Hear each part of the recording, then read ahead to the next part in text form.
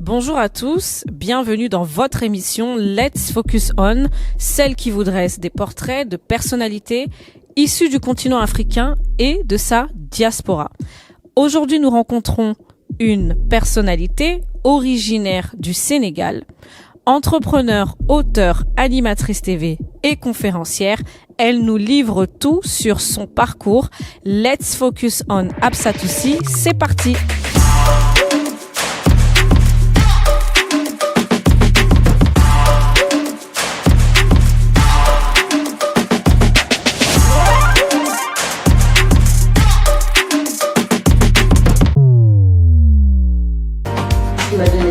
La rage d'y arriver, la détermination, l'envie, la folie et surtout la conscience que je n'avais rien à perdre.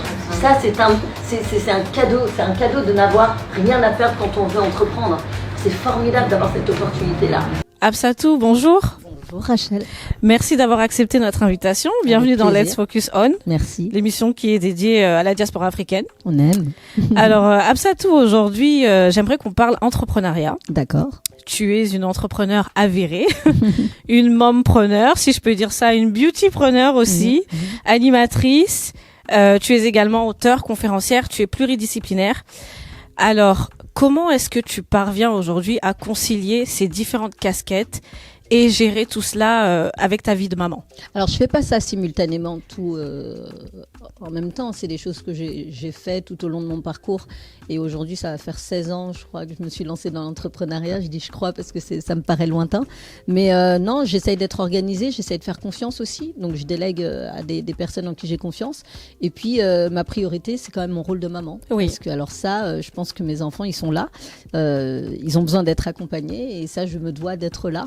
Parce que eux n'ont pas fait le choix de la vie que j'ai choisie. Oui. Donc, je suis d'abord maman, mais j'aime bien dire que je suis femme à tout faire. Oui. Non pas dans le sens femme qui subit ce qu'elle a à faire, mais femme qui décide de ce qu'elle a à faire Oui. et pour le coup décide de faire beaucoup de choses en même temps. D'accord. Voilà, mais je trouve que c'est important de dire aux femmes que c'est possible de faire autant de choses qu'on le souhaite et que la vie n'est pas faite pour être une routine et faire juste une ou deux choses. La vie, elle est faite pour être parcourue. D'accord. Alors moi, j'ai un sujet qui me préoccupe. On parle d'entrepreneuriat et c'est vrai que actuellement, quand on lit, on regarde, on observe tout ce qui se passe, tout ce qui se dit sur la toile, des événements, etc. Donc j'ai l'impression qu'aujourd'hui, tout le monde ne jure que par l'entrepreneuriat. C'est sûr, ouais, c'est sûr. Ouais. Alors que, à mon sens, je pense que tout le monde n'est peut-être pas voué à être entrepreneur. Ma question, du coup, à l'heure actuelle, est-ce que cela veut dire que si l'on n'est pas entrepreneur, on n'existe pas? Non, je pense pas du tout. Je pense qu'il faut différencier l'entrepreneuriat et l'indépendance. Et je pense qu'effectivement, cette crise Covid nous a rappelé qu'il y avait des choses essentielles à vivre et que les gens donc ont eu envie d'indépendance. Indépendance, ça veut pas dire qu'ils créent leur boîte, mais parfois ils s'associent ensemble, parfois ils deviennent intrapreneurs à l'intérieur de leur boîte. L'entrepreneur, c'est quoi? C'est quelqu'un qui décide de changer de vie. C'est surtout ça. Oui. Donc à partir de là, il y a eu tout cet élan où les gens ont dit moi je veux pas dépendre d'un truc et je veux Bien plus sûr. subir ma vie et donc je veux vivre pleinement ma vie et vivre souvent après les crises les gens se disent ils respirent de nouveau et ils veulent vivre leur vie pleinement. Et moi, je pense que ça, c'est une très bonne chose. Mais non, on existe quoi qu'il arrive. Il n'est pas une honte de ne pas être entrepreneur. On peut être quelqu'un qui n'a pas du tout cette envie-là, Bien mais sûr. qui va être indispensable à un entrepreneur, par exemple. D'accord. Donc, je pense que c'est bien. D'accord. Alors, il y a quelques instants, tu soulignais, en fait, tu as parlé des femmes. Est-ce qu'aujourd'hui, quand on observe ton parcours, on s'aperçoit que tu interviens, tu accompagnes des femmes à développer leurs entreprises. Pourquoi se focaliser sur les femmes, en fait? Qu'est-ce qui te pousse à accompagner toutes ces femmes? Non, je me focalise aussi autant sur les femmes que sur les hommes. C'est vrai que dans le projet que j'ai lancé, j'ai beaucoup de femmes, mais ça, c'est un état de fait. Mais globalement, moi, je crois pas en l'entrepreneuriat au féminin et l'entrepreneuriat au masculin. Oui. Et je refuse. En fait, c'est aussi un engagement, c'est que je refuse de dire qu'il existe simplement parce que pour moi, dans ce cas-là, ça veut dire qu'il y a l'entrepreneuriat des faibles et l'entrepreneuriat des forts. Donc ça, j'y crois pas du tout. Moi, je pense que dans l'entrepreneuriat, on est tous égaux. Et j'ai envie de dire aux femmes en face de moi, osez, faites. D'accord. En fait, l'homme ose et fait, la femme ose et fait. D'accord. Donc pour toi, on a pu entendre certains discours. Certains disent que, enfin, ou du moins on peut dire à une certaine période que l'entrepreneuriat au féminin, être une femme entrepreneur, était difficile. Donc pour toi, ce discours n'a pas lieu d'être. Non, parce que sinon on trouve tous les prétextes à l'échec. Sinon, on explique à nos jeunes que parce qu'ils sont noirs, ça va être difficile. Parce qu'ils sont femmes, ça va être difficile. Parce qu'ils sont petits, ça va être difficile. Moi, je crois pas du tout en ce discours-là. C'est comme quand on dit oui, je soutiens cette entreprise parce que c'est un black-owned business. Non, je soutiens cette entreprise parce qu'ils ont des bons produits. Voilà, parce que c'est une façon finalement de détourner le regard sur autre chose que la compétence, la qualité de ce que l'on a en face, et ça c'est pas possible. Donc moi je suis pas du tout pour ce type de militantisme, je suis plutôt pour dire il y a des gens qui sont compétents et en fait on se fiche de leur couleur de peau. Ce qu'il faut, c'est qu'ils puissent se réaliser et faire bouger la société.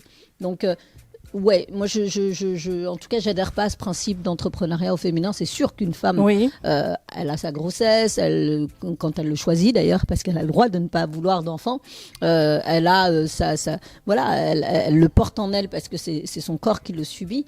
Mais disons que ça apporte d'autres choses aussi que de vivre ça à l'intérieur de son corps. Donc ça apporte, pour moi, de toutes ces situations qui peuvent paraître des situations de faiblesse, en fait, non, pas du tout. Ça apporte une autre force. Ça apporte un autre regard qui est indispensable. D'accord. Alors, tout à l'heure, tu as souligné également que tu es entrepreneur. Tu t'es lancé il y a plusieurs années de cela. Quelles ont été... On commet tous des erreurs dans notre parcours, ce qui nous fait aussi grandir. Quelles ont été tes erreurs à ne plus commettre aujourd'hui? Du moins, de manière générale, quelles sont pour toi les erreurs à éviter lorsqu'on est entrepreneur? J'en ai fait plein des erreurs et je continuerai à en faire. Et je pense qu'il n'y a pas un moment où on est un entrepreneur aguerri qui fait plus d'erreurs. Ça veut dire qu'on tente plus rien et qu'on est dans quelque chose de très confortable, similaire à une routine. Et ça m'intéresse pas vraiment. Pour moi, l'entrepreneuriat, c'est la prise de risque. Et qui dit prise de risque dit possibilité de faire des erreurs. Et oui, moi, j'ai toujours fait des erreurs. Tout comme j'ai réussi certaines choses, j'en ai raté plein. Je suis quelqu'un qui est habité par cette envie, cette énergie de faire bouger les choses. Donc évidemment, tout peut pas être parfait. Mais je dirais que la leçon que je tire de tout ça, c'est qu'il faut essayer. D'accord. La leçon que je tire de tout ça, c'est que c'est toujours plus facile de juger celui qui essaye que celui qui ne fait pas. Et la leçon que je tire de tout ça, c'est que derrière, ça crée quand même beaucoup d'inspiration et de notions du possible pour nos jeunes. Et juste pour ça, je continuerai à prendre les risques que je prends, parce que ça me plaît quand je vois, quand je fais une conférence ou autre, une jeune de 20 ans qui me dit « j'ai lu ton livre et ça m'a inspiré, et au-delà de l'inspiration, crois-moi, je serai celle que j'ai décidé d'être. Et ça, je trouve ça assez magique et en même temps assez lourd en termes de responsabilité. Parce que moi, je suis un exemple. Je suis pas un exemple pour les gens, mais si je suis un exemple, c'est dur de me dire. Là, tu es en train de dire au gamin là qu'il va pas y arriver parce que tu viens de te planter. Et en fait, non. J'ai envie de dire au gamin, tu vois, là, j'ai essayé, je me suis plantée, c'est une réussite. Mais j'ai rebondi. Je vais avancer plus vite sur le prochain sujet et je vais y arriver. D'accord. Donc, moi, c'est un peu mon positionnement. D'accord. Récemment, tu as été nommée en tant que conseillère royale des Émirats Arabes Unis. Comment est-ce que ça s'est fait? Ça a été très inattendu d'abord. J'ai aimé l'approche, j'ai aimé la volonté qui était derrière. Les Émirats, c'est une zone qui est très, très critiquée. Je pense que dans toutes les zones aujourd'hui du monde, il y a sujet à critique. Moi, ils m'ont approché pour un changement. Et donc, moi, ce que j'essaye de faire, c'est de créer un pont entre la France, les Émirats et les Afriques. D'accord. Et si je peux permettre à un jeune en Afrique de trouver des financements aux Émirats ou en France, je le ferai. C'est ça ma mission. Moi, ma mission, elle n'est pas politique, même si clairement elle l'est, parce qu'une femme noire issue de France nommée dans un bureau royal, c'est rare, mais c'est beaucoup de pression aussi. Mais je compte bien, en tout cas, faire en sorte que les faits, ce qui est dit, ce qui est revendiqué, soit une réalité. Et qu'elle soit une réalité dans les deux sens. C'est-à-dire qu'un jeune Africain qui a un super projet et qui veut l'installer et acquérir des parts de marché aux Émirats, moi, je veux qu'il y arrive. Au même titre qu'ils peuvent acquérir des parts de marché chez nous, je veux que ce soit réciproque. D'accord. Là, justement, tu m'as devancé parce que j'allais y venir. Est-ce qu'il a été difficile à certains moments de ton parcours d'être une femme racisée d'avancer? Est-ce qu'il a été difficile d'être une femme racisée dans le cadre de ton parcours à un certain moment? Est-ce que ça a constitué un frein? Non, parce que je dirais que je suis assez rebelle et assez insolente dans le sens où moi j'ai peur de mon père et de Dieu. Donc quand on me fait constater des choses avec lesquelles je suis pas d'accord, peu importe la personne qui est en face, je le dis. Oui. Et à partir de là, ils en font ce qu'ils veulent. Donc non, ça n'a jamais été dur pour moi parce que ma couleur de peau n'est pas un problème. Oui. C'est même pas un sujet. Je ne permets pas aux gens de s'exprimer là-dessus. Moi, je le vis bien, je le porte bien, j'en suis très fière, je l'assume pleinement. On m'a d'ailleurs souvent reproché de dire t'es pas africaine, les gens n'imaginent pas à quel point je le suis. Oui. mais voilà, c'est de se dire que oui, en tant que femme noire, c'est aussi difficile peut-être qu'une femme qui a un handicap majeur. Oui. Non. Oui. La fille à qui il manque une jambe, c'est plus difficile qu'une femme qui est noire. Voilà, moi j'ai pas de problème avec ce côté, avec ma couleur de peau, avec mes origines, avec mon identité. Au contraire, je pense que ça m'a donné beaucoup de force et je refuse de considérer ça comme un handicap comme aimerait la société. Oui, d'accord.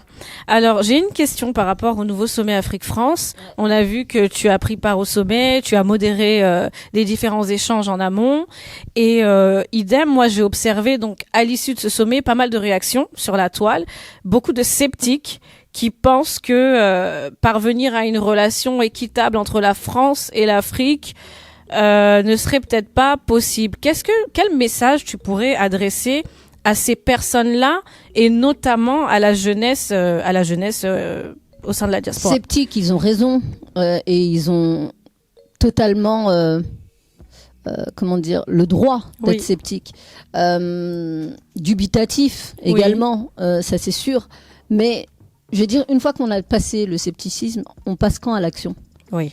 On continue à se plaindre, on fait bouger les choses. Je pense que ça a été effectivement une porte qui a été ouverte. Oui. Pas de la meilleure manière, peut-être pas avec les bonnes personnes, peut-être pas avec la bonne méthode, mais c'est quand même une porte qui a le mérite d'avoir été ouverte et des choses ont été dites que j'avais jamais entendues. Voilà, et ça m'a fait du bien de les entendre. Et ça m'a fait du bien d'entendre des gens qui avaient des choses à dire, mais qui derrière voulaient faire partie de l'action. D'accord. Voilà, je considère que râler, se plaindre, critiquer, ça ne fait pas avancer les choses. Bien sûr. Et que les courageux sont ceux qui vont se mouiller et qui vont au front en risquant évidemment de faire des erreurs, mais ils le font. Et quand ils le font bien ou mal, faut saluer le fait qu'ils aient essayé. Essayé. Voilà. Bien Parce sûr. qu'il n'y a pas de bonne réponse. D'accord. Il n'y a pas de bonne réponse. Il y a des réponses. Et aujourd'hui, on dit que par exemple la réponse de l'un est mauvaise, mais dans 10 ans, on dira qu'il avait raison. Donc on n'en sait rien, en fait, le futur nous le dira. Mais je pense qu'il faut montrer à nos jeunes que c'est l'action qui compte. D'accord. C'est pas juste de lever le doigt et dire je suis pas content. C'est l'action, agir. C'est ce que tu fais pour changer le truc. Derrière. D'accord. Alors Absatou, notre interview touche à sa fin. Déjà ? Oui, ça passe très vite. On peut pas tout dire, mais bon, on aura l'occasion, je pense, d'approfondir. 2 questions avant de finir. Est-ce que tu as des projets, une exclue peut-être, à révéler à Let's Focus On? Des projets, j'en ai tout le temps. Je suis dans le tourisme aujourd'hui en Afrique. D'accord. Donc voilà, je travaille sur des projets d'hôtellerie. Donc ça c'est un projet qui me tient très à cœur. Je commence par le Sénégal. D'accord. Voilà, donc ça c'est un petit secret, mais qui n'était pas vraiment un secret, mais qui était un secret. Voilà. Et puis non, c'est de porter loin mon projet que j'ai lancé aujourd'hui, où j'ai à peu près 1 millier de femmes et qui vient d'être lancé au Sénégal, qui connaît un beau succès de démarrage. Après on verra où ça nous mènera. On n'est jamais sûr que ça marche, mais on essaye. Et réussir ma mission, celle qui m'a été confiée, de créer des ponts. Pour que ça serve autant à l'Afrique qu'aux autres. D'accord. Alors, j'ai cru comprendre que ton pire ennemi était ton téléphone et que ton péché mignon est le chocolat. Alors, à choisir, est-ce que tu accepterais comme punition un week-end sans téléphone ou 1 mois sans chocolat? 1 mois sans chocolat. Non, le week-end sans téléphone, parce qu'il m'arrive, moi, de déconnecter de moi-même, ouais. D'accord, d'accord. Comment tu sais ça, toi? Ah, j'ai des indices de partout. C'est vrai que je devrais me faire greffer de temps en temps, mais que la meilleure des décisions, ça a été de dire, OK, il ne se passera rien, sauf urgence. Et ça, je sais paramétrer pour que les urgences me parviennent. il ne se passera rien. D'accord. Voilà. Donc, si on te prive de chocolat, ça serait très dur pour toi. Ouais, parce que le chocolat, je trouve que c'est la vie. En fait, c'est le symbole même de se dire, le chocolat, c'est le plaisir. C'est profiter de la vie. C'est continuer à vivre. C'est un peu le symbole, le petit message que j'ai envie de vous donner. D'accord. Merci beaucoup, Absatou. Avec plaisir. Un dernier mot peut-être à adresser à notre audience, à toutes les personnes qui nous suivent aujourd'hui. Déjà, moi, je voudrais te féliciter. Merci. Parce que je trouve que c'est courageux de lancer aujourd'hui un média dans un environnement très concurrentiel. Oui. Et on s'est contactés, on l'a fait ensemble et je suis ravie d'être là avec toi et avec Sacré qui travaille avec toi. Mais le premier message, c'est ça. Et à l'audience, se dire qu'il n'y a rien d'impossible. Le mot impossible est une fiction. Voilà. Vous enlevez le I, vous enlevez le M et tout devient possible. Parce que le I et le M, c'est ce que la société voudrait que vous soyez. Ce n'est pas ce que vous avez décidé d'être. Et ce qui compte, c'est ce que vous avez décidé d'être. Voilà. Merci Absatou, merci beaucoup. Et quant à vous, comme habituellement, je vous donne rendez-vous très prochainement dans votre émission Let's Focus On. À très vite.